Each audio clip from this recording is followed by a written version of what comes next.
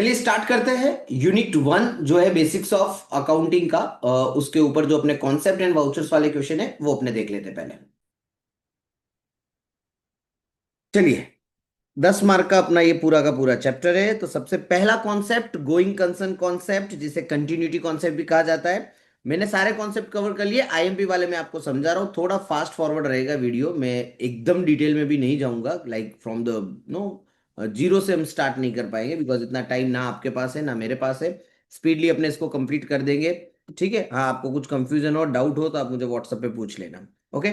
चलिए, जो मैंने आपको आईएमपी दिए थे उसके अंदर पहला एक था अपना going concern concept. Going concern concept क्या कहता है कि business will continue to operate for a long period.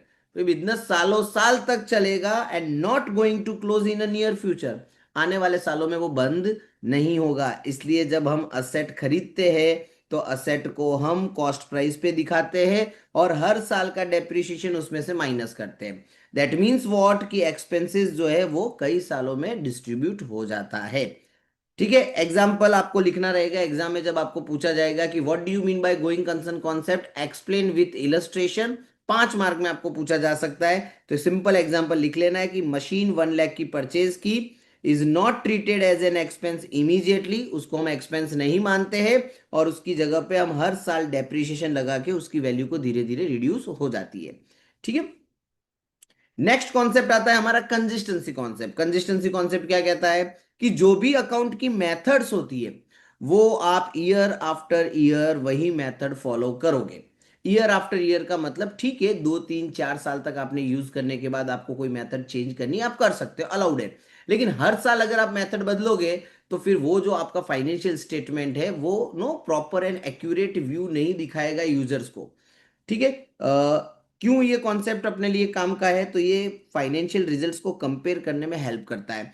अगर आप एक साल एसएलएम मेथड से डेप्रिसिएशन लगाते हो, स्ट्रेट लाइन मेथड से, या और दूसरे साल अगर आप डब्ल्यूडीवी मेथड से लगाते हो, तो दोनों साल का जो आपका फाइनेंशियल स्टेटमेंट है वो सही रिजल्ट्स नहीं बताएगा। सो अगर आप एसएलएम मेथड यूज कर रहे हो तो आप कंटिन्यूसली आप उसे यूज करो ईयर आफ्टर ईयर। हाँ ठीक है, कुछ सालों के बाद आपको जब लगता है कि नहीं हमें मेथड चेंज करनी है, then you can move to WDV. ठीक है। सो एग्जाम्पल में आप ऐसा लिख सकते हो, depreciation charge by straight line method and that should be followed year two year also. Next concept आता है रियलाइजेशन कॉन्सेप्ट। रियलाइजेशन कॉन्सेप्ट क्या कहता है कि रेवेन्यू को रिकॉर्ड किया जाता है जब वो रियलाइज्ड होती है या रियलाइजेबल होती है। तब रिकॉर्ड नहीं करते जब हमें ऑर्डर मिलता है। कोई आपको आके बोले कि भाई ये पकड़ो 2 लाख रुपए एडवांस, माल बना के देना, तो वो सेल नहीं हुआ, उसने आपको एडवांस दिया है। ठीक है। सो सेल कब होगा? जब आप उसको गुड्स बेचोगे, भले ही आप उसको क्रेडिट पे बेचो, उससे कोई लेना देना नहीं है, बट गुड सेल होने चाहिए तभी आप उसको रिकॉर्ड करोगे, उससे पहले आप उसको रिकॉर्ड नहीं कर सकते। ठीक है। सो एडवांस अगर आपको रिसीव हुआ है बिना माल बेचे तो उसको आप सेल्स के तौर पे ट्रीट नहीं कर सकते। फोर्थ कॉन्सेप्ट है हमारा business entity concept, separate entity concept भी जिसे कहा जाता है, कि बिजनेस एंड बिजनेस के ओनर दोनों को क्या माना जाता है? अलग अलग माना जाता है। ठीक है। जैसे आप अपने घर का अगर भाड़ा भरते हो तो वो आपके बिजनेस का खर्चा नहीं है, वो आपकी ड्राइंग्स मानी जाती है। बिजनेस के खर्चे तो वही होंगे जो बिजनेस से रिलेट करते हो। और ऐसा क्यों कर रहे हैं हम कि घर के खर्चे जो है वो हम कंसीडर नहीं कर रहे, सिर्फ बिजनेस के खर्चे कंसीडर कर रहे हैं, सेपरेट एंटिटी कॉन्सेप्ट की वजह से। चलिए सारे कॉन्सेप्ट समझा ही देता हूं मैं आपको फटाफट। मनी मेजरमेंट कॉन्सेप्ट कहता है कि भाई जब भी अकाउंटिंग करोगे सारी चीजें मनी टर्म्स में होनी चाहिए। आपने 5 लाख लीटर या 5 लाख किलोग्राम रॉ मटेरियल खरीदा, तो हम केजी में थोड़ी अकाउंटिंग करते हैं, हम उस केजी को किस में कन्वर्ट कर देते हैं? रुपीज में। जब आप किसी मैनेजर को अपॉइंट करते हो तो वो कितना अच्छा काम कर रहा है उसकी एफिशिएंसी को थोड़ी रिकॉर्ड करते हैं, उसको आप पेमेंट कितना कर रहे हो वो हम रिकॉर्ड करते हैं। सो जो भी ट्रांजेक्शन होते हैं अकाउंट्स में वो मनी टर्म्स में होना चाहिए। कौन सा कॉन्सेप्ट कहता है? Money measurement concept. फिर आता है अकाउंटिंग पीरियड कॉन्सेप्ट, जिसको पीरियोडिसिटी कॉन्सेप्ट भी कहा जाता है, कि अकाउंटिंग जो होती है वो एक पर्टिकुलर टाइम पीरियड की होती है। बिजनेस की जो लाइफ है वो छोटे छोटे अकाउंटिंग पीरियड में डिवाइड कर दिया जाता है, यूजली होता है 1 ईयर, ताकि हम profit and loss particular time period का फाइंड आउट कर सकें। जनवरी टू दिसंबर भी होता है एंड अप्रैल टू मार्च भी होता है। फुल डिस्क्लोजर कॉन्सेप्ट क्या कहता है? तो फुल डिस्क्लोजर कॉन्सेप्ट कहता है कि भाई सारी मटेरियल इंपॉर्टेंट इंफॉर्मेशन, मटेरियल का मतलब ही होगा, यहाँ पे रॉ मटेरियल की बात नहीं चल रही है, इंपॉर्टेंट इंफॉर्मेशन जो कि बहुत जरूरी है। अगर आपके फाइनेंशियल स्टेटमेंट कोई यूजर पढ़ता है तो उसको ये सारी इंफॉर्मेशन हमें बतानी पड़ेगी। तो ऐसी सारी इंफॉर्मेशन को आपको अपने P&L एंड बैलेंस शीट के अंदर डिस्क्लोज करना चाहिए। जैसे आपकी मेथड ऑफ डेप्री क्या है, कंटिंजेंट लाइबिलिटीज क्या क्या है, ये सब चीजें आपको दिखानी पड़ेगी। ठीक है, आप उसको हाइड नहीं कर सकते। मटीरियलिटी कॉन्सेप्ट कहता है कि यार जो इंपॉर्टेंट ट्रांजेक्शन है, इंपॉर्टेंट आइटम्स है, उसको आप सेपरेटली क्या करो, डिस्क्लोज करो। देखो, दूसरा इस तरीके से भी इसको समझा जा सकता है कि फुल डिस्क्लोजर एंड मटीरियलिटी जो है उसके अंदर बोलते हैं कि जो इंपॉर्टेंट चीजें ना उसको बतानी पड़ेगी। जैसे मैं आपको एक सिंपल एग्जांपल दूं कि भाई एक 2 रुपए का नट बोल्ट जो है या स्क्रू जो है वो आपका चोरी हो गया, और एक आपकी 2 करोड़ की मशीन चोरी होगी। Which is more important? 2 crore rupees machine. 2 रुपए वाली चीज एक बार आप नहीं बताओगे तो चलेगा। सारी की सारी चीजें जो आपको इंपॉर्टेंट है यूजर्स के लिए, वो सारी चीजें आपको डिस्क्लोज करनी चाहिए। मटेरियलिटी कॉन्सेप्ट में बोले जितनी भी इंपॉर्टेंट चीजें हैं उसको आप सेपरेटली डिस्क्लोज करो। सेपरेटली डिस्क्लोज करने का मतलब आपकी जो खास खास चीजें, जैसे आपके पास असेट्स है, बहुत सारी असेट है, पर जो मेन मेन असेट है आपको उसको सेपरेटली शो करना पड़ेगा। अगला कॉन्सेप्ट जो मोस्ट इंपॉर्टेंट कॉन्सेप्ट है आपके एग्जाम के लिए, प्रूडेंस और कंजर्वेटिज्म कॉन्सेप्ट। मैंने आपको 6 टोटल आईएमपी दिए, उसके अंदर सबसे इंपॉर्टेंट ये है। प्रूडेंस एंड कंजर्वेटिज्म कॉन्सेप्ट थोड़ा टेक्निकल है, आपको समझना पड़ेगा। एक सिंपल एग्जांपल से समझते हैं कि अगर अपने घर में कोई शादी आ रही है या फिर कोई बहुत बड़ा एक्सपेंस आने वाला है आने वाले 2-3 सालों के बाद, तो हम पहले से प्री प्लान करना शुरू कर देते हैं कि भी यार हम मुझे 5 साल के बाद 10 लाख रुपए का बहुत बड़ा एक्सपेंस आने वाला है। मेरा दिमाग क्या कहेगा कि हर साल कितनी अमाउंट में सेव करूं। 2 लाख रुपए अगर मैं सेव कर देता हूं, साइड में रख देता हूं, तो 5 साल के बाद मेरे पास 10 लाख रुपए हो जाएंगे।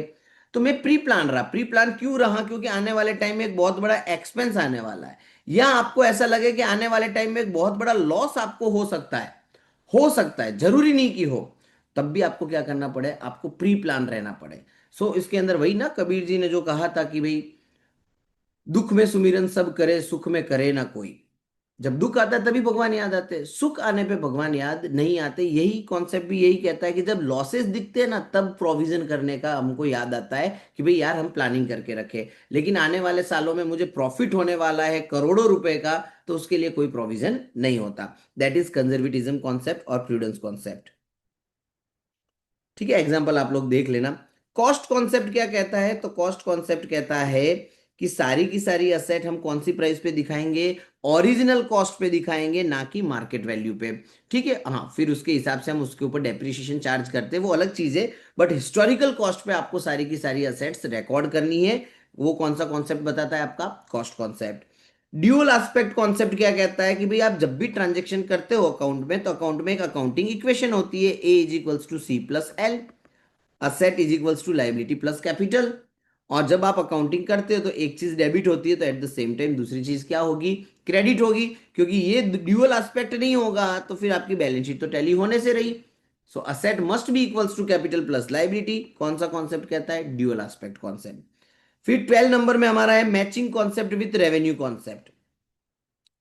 ठीक है, इसको मैचिंग कॉन्सेप्ट, मैचिंग कॉन्सेप्ट का मतलब कि जब आप रेवेन्यू रिकॉर्ड करते हो तो एट द सेम टाइम उसके रिलेटेड के एक्सपेंसेस भी आपको रिकॉर्ड करने पड़ेंगे। जैसे आपने माल बेचा तो उसके सामने आपने किसी को कमीशन पे किया, तो से रेवेन्यू क्या हो गई आपकी? सेल। उसके सामने एक्सपेंस कौन सा होगा? कमीशन। वो भी आपको उसी ईयर में चार्ज करना पड़ेगा, आप कोई दूसरे नेक्स्ट ईयर के अंदर उसको चार्ज नहीं कर सकते। क्यों नहीं कर सकते? मैचिंग कॉन्सेप्ट की वजह से।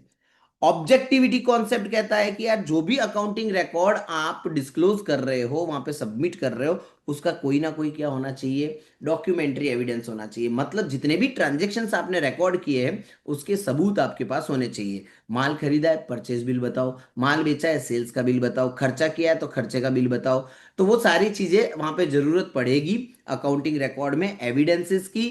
तो उसी एविडेंस को कौन सा कॉन्सेप्ट लेके आया? Objectivity concept. एक्रूअल कॉन्सेप्ट, ये भी इंपॉर्टेंट कॉन्सेप्ट है। एक्रूअल कॉन्सेप्ट ये कहता है कि भाई इनकम एंड एक्सपेंस को हम रिकॉर्ड करते हैं जब वो खर्चा हो जाता है या जब वो इनकम हो जाती है। हम तब रिकॉर्ड नहीं करते जब उसका रोकड़ा मिलता है। मतलब रोकड़े मिलने से हमको कोई लेना देना नहीं है, एक्सपेंस होना चाहिए। जैसे फॉर एग्जाम्पल आप अपने एम्प्लॉय को सैलरी पे करते हो 12,000 रुपीज सालाना। ओके, अब 12,000 रुपीज आपको पर ईयर पे करनी है। अब आपने पे की हो कि ना की हो, आपके लिए तो ये क्या मान लिया जाएगा, अब करंट ईयर का खर्चा मान लिया जाएगा। फॉर एग्जाम्पल आपने उसमें से 11,000 पे किया है, तो हम क्या बताते हैं अकाउंट में, आपको याद हो तो आउटस्टैंडिंग कितना होगा, 1,000। So total amount 12,000। हम दिखाएंगे तो टोटल ही, जैसे प्रीपेड होता है, प्रीपेड का मतलब जो नेक्स्ट ईयर से बिलोंग करता है। जैसे आपकी सैलरी 12,000 है टोटल पूरे साल की, आपको पे करनी है, आपने पे कर दिया 13,000, हम अकाउंटिंग में कैसे दिखाते थे, 13,000 माइनस 1,000, माइनस क्यों किया, प्रीपेड का, नेट अमाउंट हम कितना दिखाएंगे, 12,000। सो आउटस्टैंडिंग, प्रीपेड, इन सब के लिए होता है हमारा अक्रूवल कॉन्सेप्ट, कि भाई जब खर्चा होता है या जब इनकम होती है तभी आपको रिकॉर्ड कर लेनी चाहिए, ऐसा नहीं है कि जब पैसा मिलेगा तब रिकॉर्ड करेंगे। ठीक है, तो ये हो गए हमारे 14 के 14 कॉन्सेप्ट जो मैंने आपको आईएमपी बताया, विथ इलस्ट्रेशन के साथ आपको एक्सप्लेन करने रहेंगे। चलिए नाउ मूव करते हैं वाउचर्स में। आप देख सकते हो यहाँ पे मैंने प्रॉपर एक वाउचर ही बना डाला है। ठीक है, bank of India Navrangpura branch, date दी हुई है, क्या लिखा हुआ है अंदर कि paid to the credit of current account of messrs Jariwala stores, कितने रुपए, तो बोले 19,500 ओनली। तो देखो नीचे वापस नो नंबर्स में भी लिखा हुआ है। ठीक है, अब ऐसा एक वाउचर आपको एग्जाम में दिया हुआ होगा और आपको उसको एक्सप्लेन करना है। अब देखो एक्सप्लेन करने के लिए जो मैं बोल रहा हूं वो आप खास ध्यान रखना।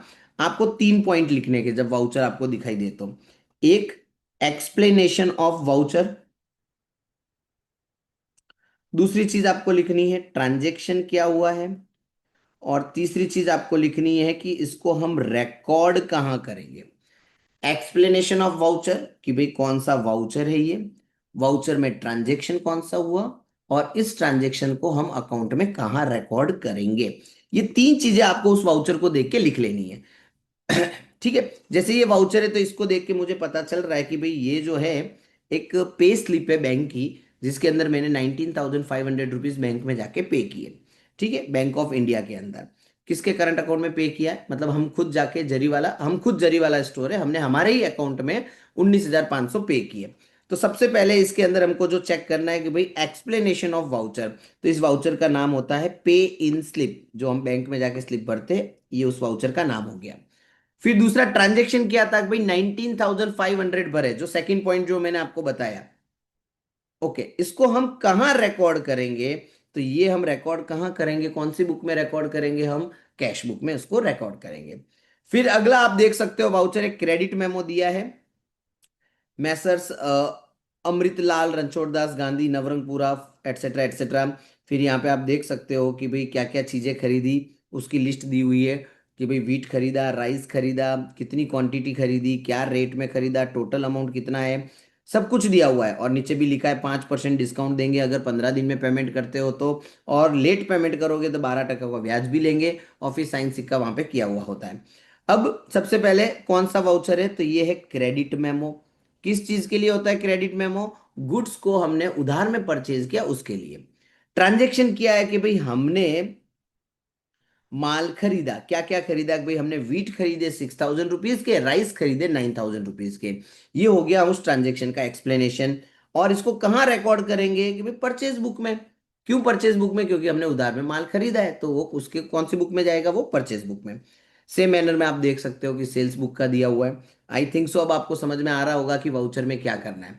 ठीक है, ऊपर लिखा हुआ ही होगा, आपको आइडिया आ जाएगा। क्रेडिट मेमो सेल्स का दिया हुआ है आपको, कितना माल बेचा आपने। ठीक है, एक्सप्लेनेशन में 3 पॉइंट आपको याद रखने हैं, भाई वाउचर क्या है, ट्रांजेक्शन क्या हुआ, और उसको रिकॉर्ड कहाँ करेंगे। जैसे फोर्थ नंबर आप देखो, क्रेडिट नोट दिया हुआ है। क्रेडिट नोट कब दिया जाता है, जब गुड्स कस्टमर रिटर्न करता है, और इसको हम रिकॉर्ड कब कहाँ करेंगे, सेल्स रिटर्न बुक में। तो 1 और 3 का आंसर मिल गया। वाउचर का एक्सप्लेनेशन क्या हो गया हमारा यहाँ पे कि गुड्स रिटर्न बाय कस्टमर, कौन सी बुक में रिकॉर्ड होगा कि भाई सेल्स रिटर्न बुक में। ट्रांजेक्शन किया है कि भाई 5 किलो बासमती राइस रिटर्न हुए 200 रुपए के, ये ट्रांजेक्शन हो गया आपका। डेबिट नोट परचेज रिटर्न के लिए होता है, वो परचेज रिटर्न बुक में जाएगा। कैश मेमो, हमने रोकड़े में माल खरीदा है, वो कैश बुक में जाएगा। रिसिप्ट, चेक से हमको पैसा मिला हुआ है, वो भी हमारा कैश बुक में जाएगा। फिर आपको रोकड़ा मिला है तो वो भी आपका कैश बुक में जाएगा। रेंट वाउचर आपका खर्चा है, बट आपने रोकड़े में पे किया तो वो कौन सी बुक में जाएगा, कैश बुक में जाएगा।